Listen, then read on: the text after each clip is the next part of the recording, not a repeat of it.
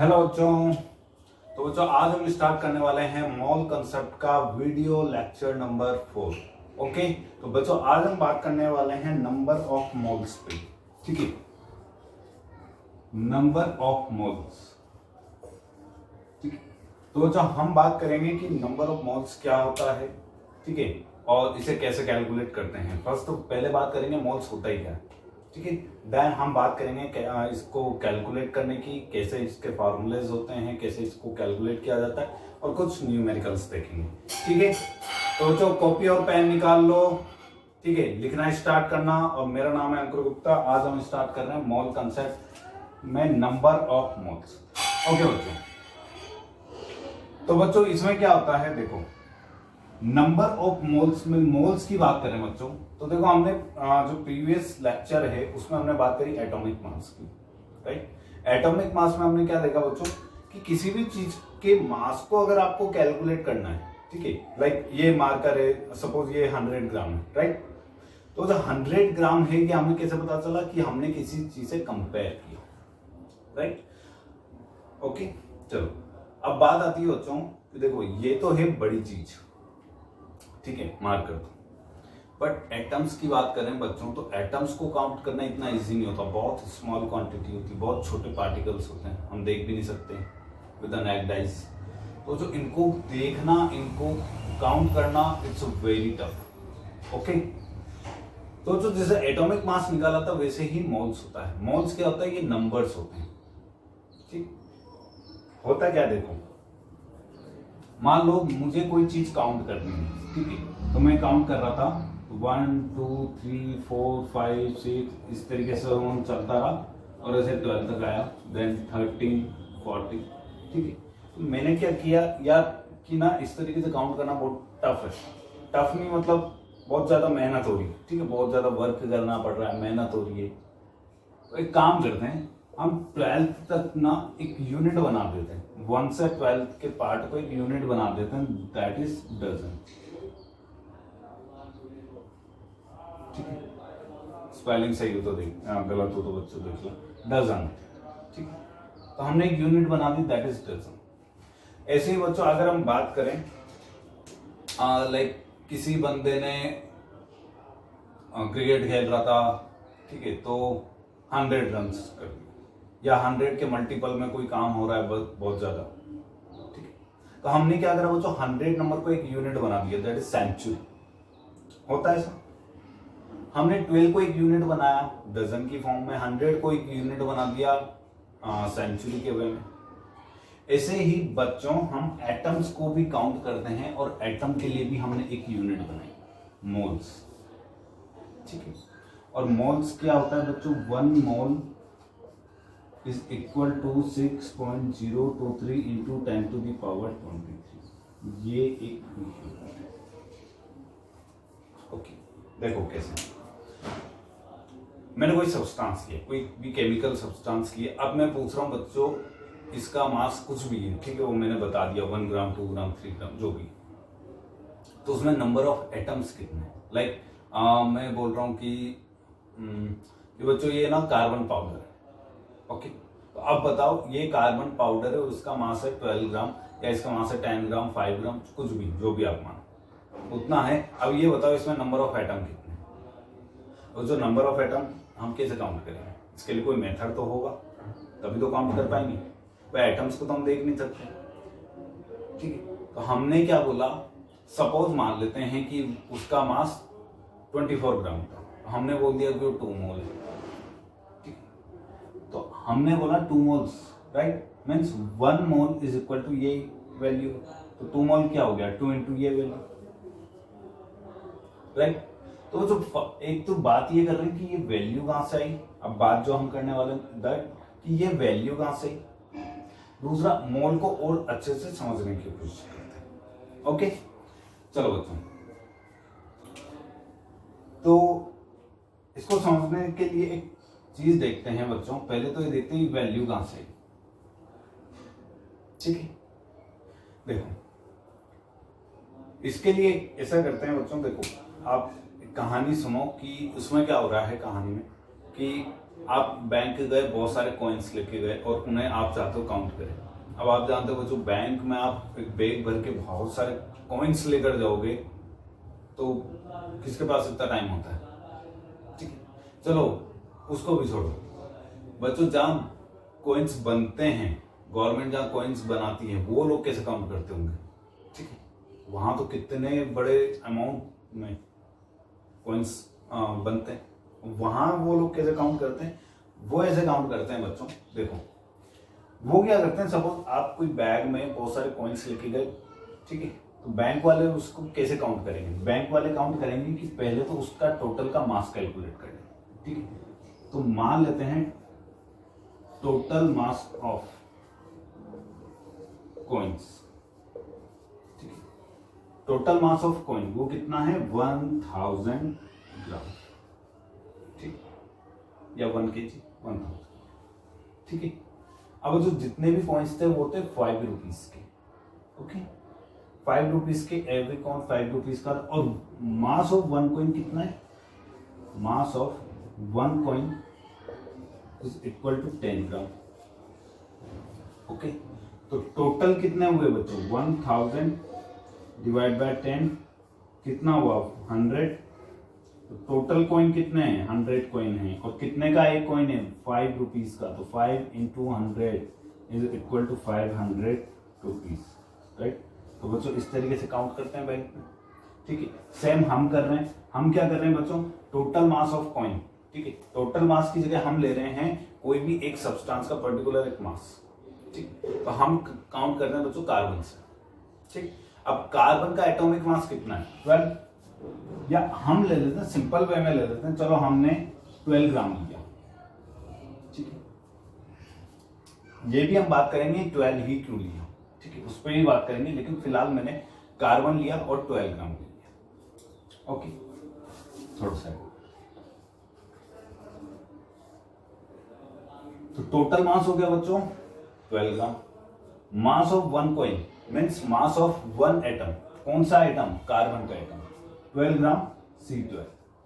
ठीक है, तो 1 कॉइन का मास कितना होता है बच्चों? 1.99 into 10 to the power -23 gram.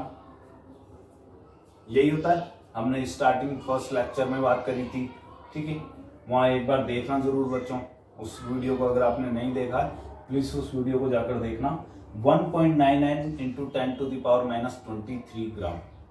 Right बच्चों, इसको अगर आप कैलकुलेट करोगे 12 डिवाइड बाय ये वैल्यू 1.99, तो वैल्यूज आएगी दैट इज 6.023 और 22 इंटू 10 टू द पावर 23। ठीक है, ये वैल्यू के इक्वल हो गया बच्चों, इस वैल्यू के इक्वल हो गई। ओके, अब बात करते हैं 12 ग्राम पे ही क्यों बात करी बच्चों हमने। देखो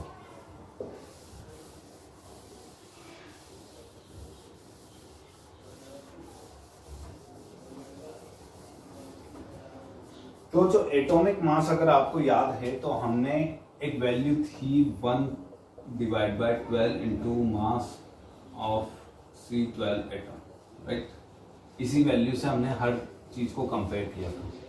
ठीक है, और इस वैल्यू से जब कंपेयर किया, इस मास से कंपेयर किया अदर एटम्स को, तो उनकी सबकी अलग अलग वैल्यूज आई। लाइक हाइड्रोजन की 1, नाइट्रोजन की 14, ऑक्सीजन की 16 आई थी। राइट, ऐसे कार्बन की 12 आई थी। तो बच्चों जितना उनका एटॉमिक मास है, सेम अगर आप ग्राम में मास लेते हो, ठीक है, सेम अगर आप बच्चों ग्राम में मास लेते हो तो वो ग्राम divide by mass of 1 atom. ठीक है, अगर आप लेते हो तो हर बार हर डिफरेंट एटम्स के लिए वैल्यू यही आने वाली है। ठीक है, देखो मैं दोबारा समझाता हूं मोल्स को।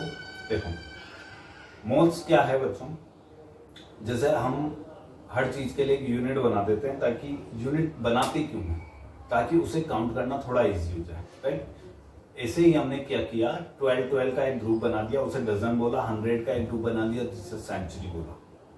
ठीक है, अब जो एटम क्या बहुत छोटे होते हैं, उनको काउंट करना इतना इजी नहीं होता, और काउंट करेंगे तो बच्चों एक छोटे से अमाउंट में ही बहुत ज्यादा एटम्स हो जाएंगे। राइट, उन एटम्स को सिंपली काउंट करने के लिए हमने एक यूनिट बना दी। देखो अभी ये वैल्यू है, ठीक है, 6.023 इंटू 10⁻23। अभी से बोलना कितना लंबा लग रहा है, ठीक है। तो बच्चों हमने क्या किया, बार बार ये वैल्यू आ रही थी, अब ये वैल्यू कैसे आ रही थी, इस तरीके से, मैं दोबारा डिस्कस करता हूं इस पर, बट इस तरीके से ये वैल्यू आ रही थी, या कोई भी एक वैल्यू। अब ये वैल्यू बच्चों बहुत बड़ी है, तो हमने क्या किया, सिंपली इस वैल्यू को बार बार रिपीट करना पड़ रहा था, तो इससे हमने एक यूनिट बना दिया कि ये वैल्यू 1 मोल के इक्वल है, ठीक है। ये वैल्यू 1 मोल के इक्वल है। 1 मोल मतलब इतने एटम, 1 मोल मतलब इतने मॉलिक्यूल, 1 मोल मतलब इतने आयंस, ये होगा सिंपल। ओके, अब बात करते हैं ये वैल्यू कैसे है, ठीक है। तो आप कुछ भी ले लो, लाइक अगर मैं बात करूं हाइड्रोजन की, हाइड्रोजन का एटॉमिक मास कितना होता है, 1। इस वैल्यू से कंपेयर किया था 1 ही आया था। ओके, तो बच्चों मैं बोल रहा हूं कि किसी भी एटम का टोटल मास, ठीक है, इनटू अगर आप उसका 1 एटम का मास लोगे, भाई एटॉमिक मास ले लो, ठीक है। ये जैसे कार्बन के लिए 12 आया था तो 12 ले लिया, हाइड्रोजन के लिए 1 आया तो 1 ले लिया, ठीक है। तो जो एटॉमिक मास है उसे ही आप ग्राम में ले लो। तो हाइड्रोजन का एटॉमिक मास 1 था, तो मैंने इधर 1 को ही ग्राम की फॉर्म में ले लिया, 1 ग्राम हाइड्रोजन, ठीक है, divide by mass of 1 atom. Mass of 1 atom कितना होगा बच्चों, 1 इंटू 1.66, भाई इसका वैल्यू क्या था, 1 AMU, ठीक है। तो मास ऑफ 1 एटम इन ग्राम कैसे कैलकुलेट किया था हमने, 1 इंटू MU की वैल्यू, MU की वैल्यू ये होती है बच्चों, ये था ना, ये भी ग्राम में, ये भी ग्राम में, दोनों को अगर आप कैलकुलेट करोगे बच्चों, कैलकुलेट करके देख लो आप, वैल्यू यही आने वाली है, 6.023 इंटू 10⁻23।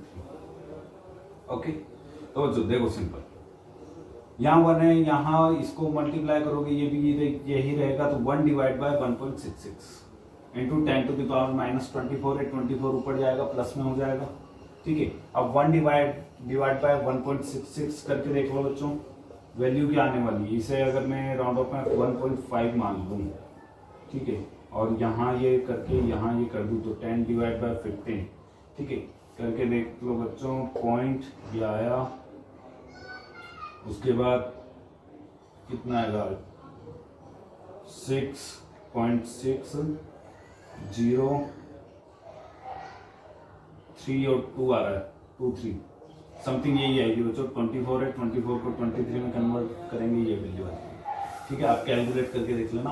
तो बच्चों यही वैल्यू आने वाली है। तो आप कोई भी एटम लो, कोई भी एटम बच्चों, उसका जो एटॉमिक मास होगा उसे ही अगर आप ग्राम में मास लेते हो टोटल में, divide by mass of 1 atom, तो बच्चों हर बार यही वैल्यू आनी है, ठीक है। इसलिए हमने ये वैल्यू दी, और इस वैल्यू को बार बार रिपीट कर रहे थे हम, बार बार यूज कर रहे थे, इसलिए हमने क्या किया, इस वैल्यू को सिंपली एक 1 मोल के इक्वल मान लिया। ओके बच्चों, तो ये समझ में आया, ठीक है। चलो आगे चलते हैं। तो बच्चों मोल्स को कैलकुलेट कैसे करते हैं, मोल्स को कैलकुलेट करने के सिंपल कुछ रूल्स हैं, कुछ फॉर्मूलेज हैं, आप सीधा लिख लेना बच्चों और सीधा याद कर लेना।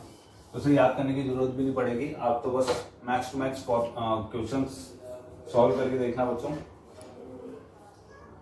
इजीली याद हो जाएगा। तो सबसे पहले तो बात करते हैं बच्चों मोल की, और मोल को रिप्रेजेंट करते हैं स्मॉल एन से, ठीक है।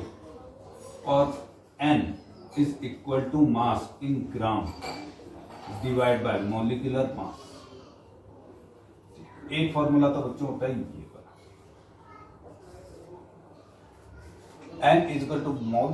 तो मोल कैसे, कि आपको कोई भी सब्सटेंस का मास दिया है ग्राम में, divide by molecular mass, right. Like अगर मैं लूं 12 ग्राम कार्बन, ठीक है, 12 ग्राम कार्बन में कितने एटम है, तो 12 ग्राम कार्बन में है बच्चों, देखो कितने एटम, 12 ग्राम ले लिया, मॉलिक्यूलर मास कितना होता है कार्बन का, 12 से 12 गया 1 टाइम, मतलब यहाँ कितने मोल्स हैं, 1 मोल, और 1 मोल की वैल्यू कितनी है बच्चों, 1 mole is equal to 6.023 into 10⁻23।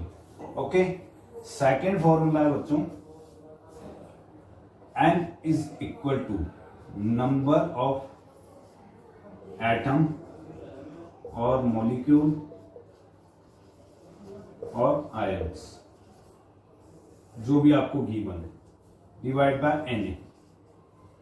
N A क्या होता है बच्चों, इसे एन ए भी बोलते हैं। एन ए मीन्स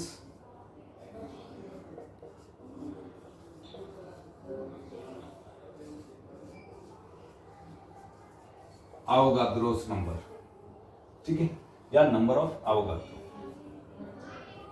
एक साइंटिस्ट है बच्चों अवोगाद्रो, उसने ये नंबर्स दिए थे, ये जो वैल्यू है ना 6.023 कि 1 mole is equal to 6.023 into 10⁻23। तो बच्चों ये जो वैल्यू दी थी ना, ये दी थी अवोगाद्रो ने, इसलिए इसे एनए भी बोलते हैं या नंबर ऑफ अवोगाद्रो, ठीक है। तो ये फॉर्मूला होता है, इसकी जगह बच्चों आप 6.023 इंटू 10⁻23 भी यूज कर सकते हैं, ठीक।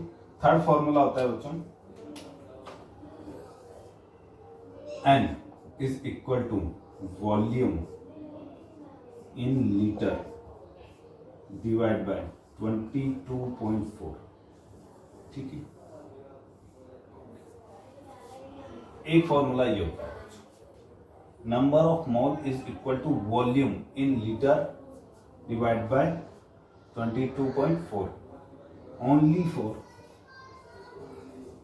This formula is only for gases, okay बच्चों, ये सिर्फ गैसेस में यूज होगा ये वाला। आप लिक्विड में उसका लीटर नहीं ले सकते। लाइक मैं बोलूं वाटर में, वाटर है 5 लीटर, उसका नंबर ऑफ मोल्स बताओ, तो बच्चों आप वाटर के लिए फॉर्मूला यूज नहीं कर सकते, ठीक है। वाटर के लिए फिर आपको यही फॉर्मूला यूज करने पड़ेंगे, या तो ये वाला और आइदर ये वाला, ठीक है। इन दोनों में से कोई एक यूज करना, लेकिन आप ये यूज नहीं कर सकते, ओके बच्चों। तो आज के लिए बस इतना ही। इसके न्यूमेरिकल्स बच्चों, इसके लिए अलग से मैं एक लेक्चर बनाऊंगा, तभी हम अच्छे से इसके न्यूमेरिकल्स कर सकें। इसी वीडियो में न्यूमेरिकल्स करूंगा बच्चों, तो हम ज्यादा न्यूमेरिकल्स कर नहीं पाएंगे, ओके। तो मोल्स पे क्वेश्चंस आते हैं, तो मोल्स को समझना बहुत इंपॉर्टेंट है, क्योंकि इसके बाद जो स्टार्ट होगा दैट इज इक्विवेलेंट कंसेप्ट बच्चों, वो तभी आएगा जब आपको मोल समझ में आएगा, ठीक है। अगर आपको मोल आता है तो इक्विवेलेंट आएगा, इक्विवेलेंट अगर मोल नहीं आता तो इक्विवेलेंट भी समझ में नहीं आने वाला, ठीक है बच्चों। इसलिए मैंने सीधा इक्विवेलेंट पे वीडियो बनाने के लिए पहले मोल पे बात करी, ओके। तो बच्चों अच्छे से पढ़ाई करना, एक बार ये नोट्स बना लेना, ठीक है, देख लेना फॉर्मूले। नेक्स्ट लेक्चर में हम इससे रिलेटेड न्यूमेरिकल्स करने वाले, ओके बच्चों। तो मिलते हैं नेक्स्ट क्लास में, नेक्स्ट वीडियो में। पढ़ते रहो, अपना ध्यान रखो, ओके बच्चों। All the very best, bye.